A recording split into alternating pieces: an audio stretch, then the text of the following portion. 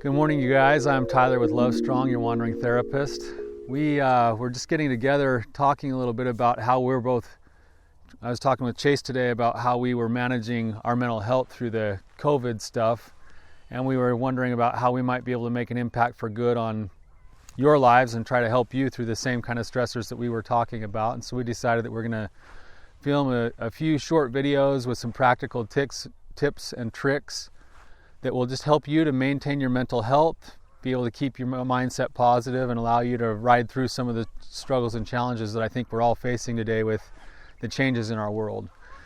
So the first thing I wanted to talk about with you guys today to get started with is to understand the stress response and to maybe rethink the stress response in a different way than you have in the past.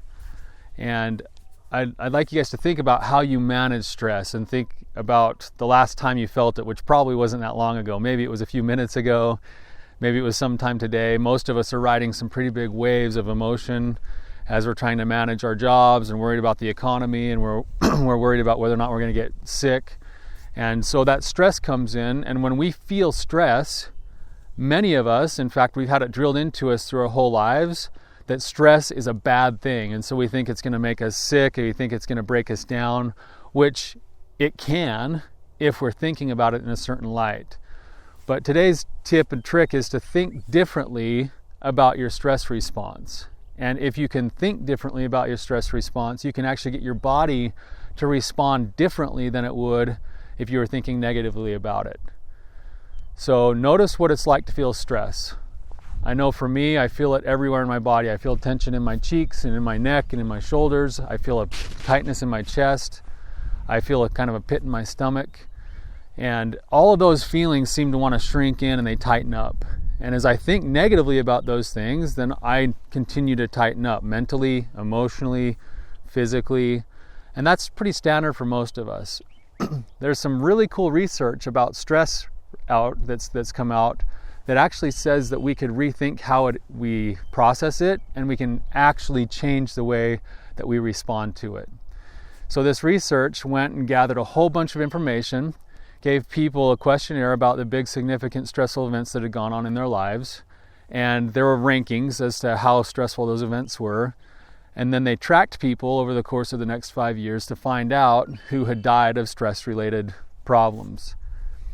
And some of the questions that they asked, one of the questions was how they thought about stress. And if people thought stress was a bad thing, for each big significant stressor in their life, they had a 30% increased chance of dying within the next 5 years of a stress-related instance. But the people who thought stress was a fine thing, or they didn't see it in a negative light, there was no impact or no difference in the number of stress-related deaths. And the research came to the conclusion that in the last 5 years, there have been about 182,000 people who have died, not because of stress, but because they believed stress was bad. So if you think about that, it's our belief system that's causing those problems. And the research then went on a little bit further and said, when we look at somebody who sees the stress response in the body as a good thing, as something that is actually calling us to action, your heart rate starts to pound, it's pumping adrenaline, it's getting you ready, your hands start to sweat, those things tighten up, your body is getting ready to spring into action. If you view your body as being gifted with the ability to take care of itself through the stress response, the physiological profile in the body changes. If we think stress is bad, our blood vessels tighten up.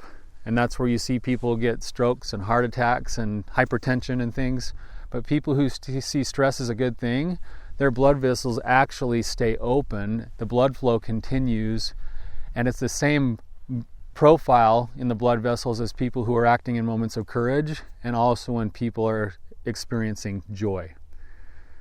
So today, we're going to work on rethinking stress, and I'm going to give you just a little small meditation that you can do with me right now, okay?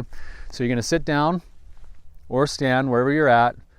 If you want to, you can close your eyes. If not, that's fine. Start by taking a deep breath in. Release that breath and bring your attention into your breath.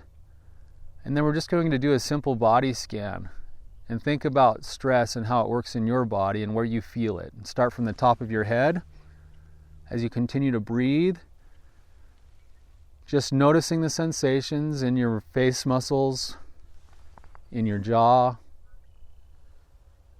down through your neck, out into your shoulders and down the back, through your chest. You're going to become aware of your heart rate. Then just notice what's going on inside of your abdomen.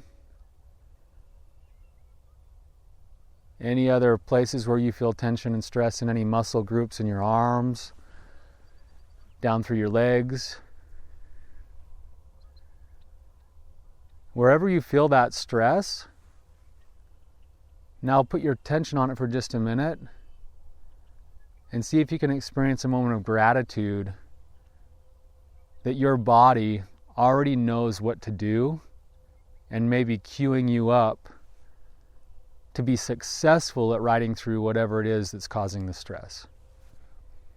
And this is a tool that you can do 1,000 times a day if needed. You're going to ground yourself into your body, notice where you're feeling that stress and anxiety, and then thank your body for doing its job. So that's our first tip today. We look forward to seeing you in the next ones. You guys have a great day.